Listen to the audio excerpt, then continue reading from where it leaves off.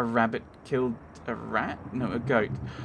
Oh, that's a goat. I don't know what that is, but that's probably a reference to the goat from the first game, I would guess. Baphomet. The link with Baphomet proves that there's some kind of Templar connection here. Also the fact that there's a Grandmaster and it was 1307, but I mean, apart from that, it's just Baphomet. One of the key charges levelled at the Knights Templar during their trials in the 14th century was that they worshipped an ungodly head idol that they called Baphomet. Baphomet is probably either a corruption of the name Muhammad or the translation of the goddess Sophia, wisdom, when encrypted with the At-Bash cipher. Don't know who that is. Some believe that Baphomet represents the severed head of John the Baptist. During the trials, one of the knights, Guillaume d'Arbly, testified that he had seen Baphomet twice and described it as being a bearded head constructed of wood and silver. Other charges levelled against the Templars included that of demon worship, kissing the anus of cats, and homosexuality. Medieval things were weird. These accusations of heresy had been first levelled against the Cathars in the Languedoc a century previously by the Dominican monks who undertook the fearsome Inquisition. Charges of heresy also extended to the relationship that the Templars had with the fearsome Assassins, an elite order of Muslim warriors. It is believed that the Assassins provided the Templars with occult knowledge which went on to form the basis of the teachings of both Masonry and Rosicrucianism. Okay. That must have been of Al-Mualim, you know, when he was working with the Templars. Look at the Knights Templar. The Order of the Poor Knights... The Templars really were victims of betrayal and greed. Philippe IV. I wonder, did you pay for your sins? Yeah, don't lend lots of money to people who are more powerful than you, because they will end up just destroying your business. The Order of the Poor Knights of Christ and the Temple of Solomon, the Knights Templar, was founded in 1120. Over a period of 200 years, the order became the most powerful and most secretive organisation in history, and probably one of the richest. The Templars quickly built enormous wealth. Kings of Europe came to them cap in hand to negotiate loans. They created many fundamental aspects of today's international banking system, like the banknote and letters of credit. Yet, faithful to their solemnly sworn vows of poverty, the individual members of the secret society were penniless. But when the Knights Templar were destroyed, I would say were destroyed, because it's knights. It's not the order of the Knights Templar, it's the Knights Templar were destroyed. In the 14th century, their incredible riches, as well as their fabled great secret, vanished into thin air. To escape persecution by King Philippe IV of France, the Templars' treasure and their enormous fleet, moored at La Rochelle, simply disappeared. To this day, its whereabouts has never been discovered. The end of the Templars was signified by the execution of their last Grand Master, Jacques de Molay, who was burned alive before a chanting mob in Paris in 1314, and the distribution of their lands to the Knights Hospitaller. I'm not sure, never sure where to put the emphasis. But some historians believe they simply changed their name and went underground. Evidence has been cited which links famous figures from more recent history with the Order. Hundreds of years after it officially ceased to be, Leonardo da Vinci is named as one, although he was an assassin, as we learned in Assassin's Creed, or certainly worked with them. Sir Isaac Newton another. The great explorer Vasco da Gama journeyed with the Templar cross insignia on his sails, as did Christopher Columbus. Evidence even suggests the Templars discovered America some 80 years before Columbus. It'd be rather difficult to discover America before Columbus, considering he didn't actually get to America. Some maintain that the Order of the Knights Templar is still existent today, though under another name. Throughout Europe, its members are still thought to meet secretly to discuss unknown business, conduct arcane rituals, and plot our destiny behind closed doors. Read secret? The Knights Templar owned many fabled religious treasures, including, it is said, the crown of thorns worn by Jesus as he perished on the cross. I thought they took that off him before they put him on the cross, but I might be wrong. I know they put it on his head, as they were mocking him about being the king, but they were also in possession of a mysterious great secret. Some believe this to have been the most revered of all Christian relics, the Holy Grail, which is first mentioned in Arthurian myth. Probably the key record of Arthurian myth being Le Morte d'Arthur, which was written in the 15th century, so considering the Knights Templar didn't exist ceased to exist in the 14th century. That's a bit of an issue. Others believe that the great secret may have been a particular knowledge which, if revealed, would undermine our fundamental view of Christianity itself. Who? Who would believe that? Right, Knights Templar. Philip IV. Even by medieval standards, Philip IV was a ruthless, vain dictator. His puppet, Clement V, was no better. Philip IV, son of Philippe III, was born in Fontainebleau in 1268 and crowned king in 1285. Known as Le Bel, the Fair, he was the prince of Le Bel Fair. That was terrible. Philippe was a vain and highly ambitious man. So he was a medieval king.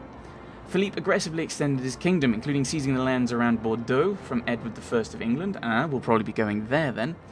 Before centralising his government and establishing a structure of legists, politicians appointed by the king who were not of noble birth and who were wholly loyal to Philippe. It was this structure of legists that allowed Philippe to manipulate the papacy and support his conflict with the legitimate Roman Catholic Pope, Boniface VIII. Why is that the legitimate one? Is it because it's the one that won? Which grew out of the king's attempt to levy taxes on the church. In response, Boniface issued papal bull Unam Sanctum, declaring papal supremacy and forbidding the clergy to pay taxes to the crown. On the death of Boniface VIII in 1305, which many suspected was orchestrated by the king. These French. Philippe. Henry VIII just left. Henry VIII just left. He didn't try and kill the Pope or manipulate the papacy. He just went, I'm not getting what I want, I'm going to leave. That's honesty, not this duplicitous French nonsense. He says about a man who promised peace with France and peace with the Holy Roman Empire, while plotting with the Holy Roman Empire about how to take land from the French. Henry VIII was planning to expand out of Calais because we still held that. We lost it. Mary I. She actually said that when she died, there would be two names found upon her heart: Philip, King of Spain, and Calais, because it had fallen during her reign. And I think she tried several times to retake it, and none was successful.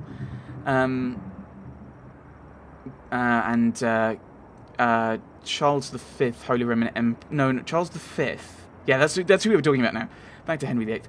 Charles V was King of Spain, Holy Roman Emperor, and he also had a claim on the Duchy of Burgundy, which was at that point held by the French crown, considering, and he wanted, and obviously, Charles the, no, it's not Charles the First, was it? The Royal Big Nose, Le Grand Rouennais, I think is what it is, the Royal Big Nose. He didn't want to lose Burgundy, especially not to the Holy Roman Emperor, because that would make things a little bit awkward. Especially considering that Holy Roman Emperor also bordered him at the Pyrenees. And they were kept fighting over bits of Italy. Right. Which many suspected was orchestrated by the king. Philippe manipulated and bullied the cardinals in Rome to appoint as pontiff his puppet, Bert. But alas, not Ernie. He didn't even make it to cardinal. Dumoulin was arrested, charged with heresy, and burned in 1314, but not before laying a curse on both Philippe VI and Clement V. Both died later that year. The Pope from a sudden attack of dysentery, the king in a hunting accident. Misfortune stalked the kings of France thereafter, culminating 500 years after Dumoulin's death in the French Revolution and the decapitation of Louis XVI at the guillotine. Legend has it that a man jumped onto the guillotine, dipped his finger in the king's blood, and shouted, "Jacques Dumoulin, you are avenged." I think that's a bit weird, considering I'm fairly sure they were different royal lines. Due to the fact that France always had a purely male line. So if you only had daughters, they could not inherit, so it'd have to go down another branch of the family tree. Also complicated by the fact that I can't remember which English king first declared himself King of France, but up until George III, every king of the United Kingdom, of Great Britain and Ireland styled themselves also as the King of France, which is a bit weird, especially when, like Henry VIII at the Field of the Cloth of Gold, you are having to diplomatically talk with the King of France, and the herald has to announce both of you as the King of France. It would make things a bit awkward. Right, where are we going with this? Jacques de Molay, initiating the Knights Templar. Jacques de Molay was cynically betrayed by Philippe IV of France. Right.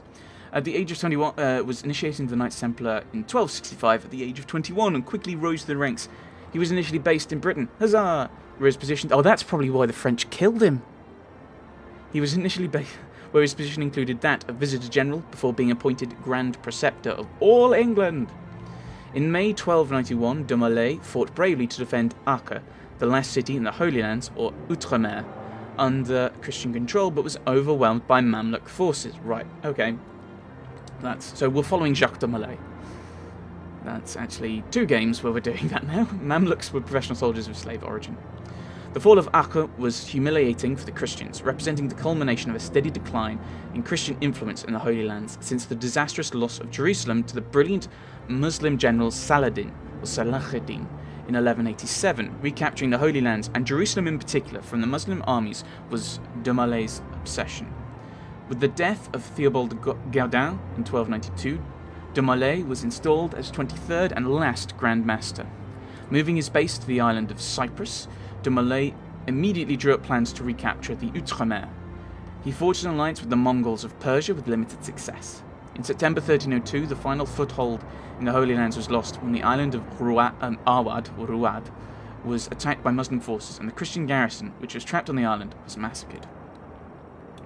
Ruling over an almost bankrupt kingdom, the French king, Philippe IV, coveted the wealth of the order. When the Templars... Well, he did convert it after they all got killed. When the Templars received much of the blame for the loss of the Holy Lands, he hatched an audacious plan to discredit them and seize their possessions. The treasure held at their commanderies, their extensive lands, their fleet, which was the largest in Europe.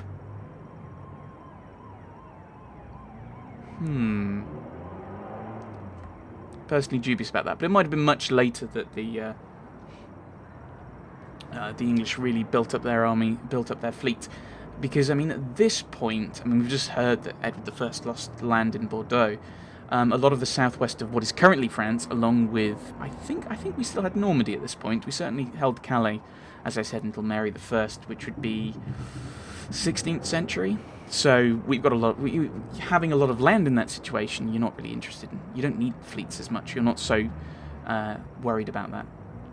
In the autumn of 1307, and particularly the Arcane secret. In the autumn of 1307, Philippe IV summoned de Molay to France.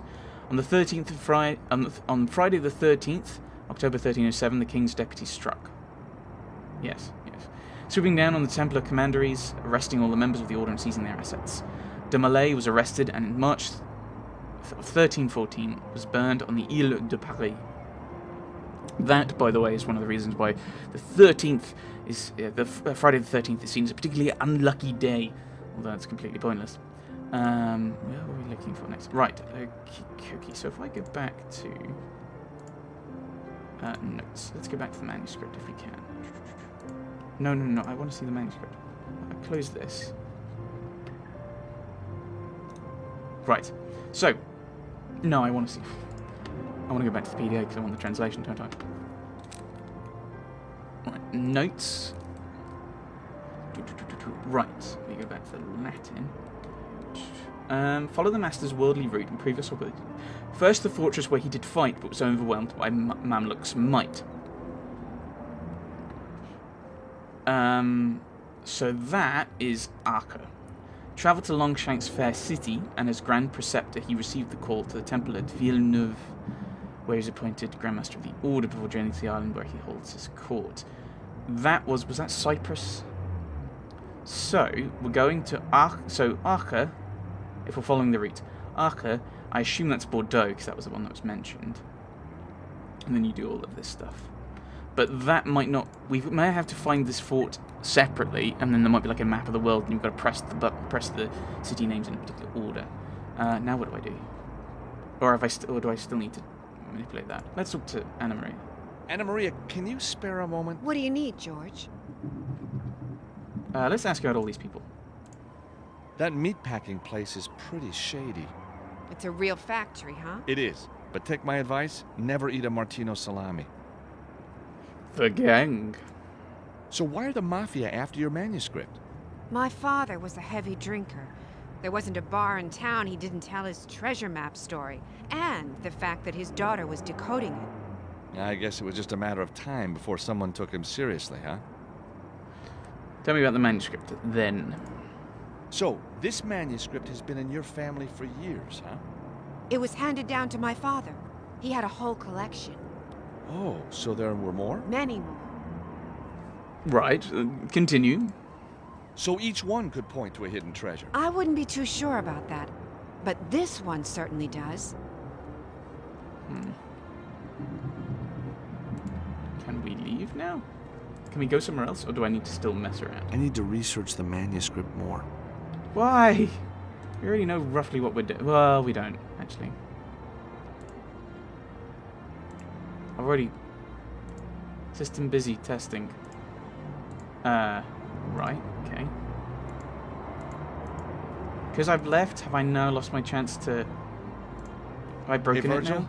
You got 5 minutes? Sure, what can I do for you? Have I broken the game because I left? I mean, you can't do that game. I mean, you can.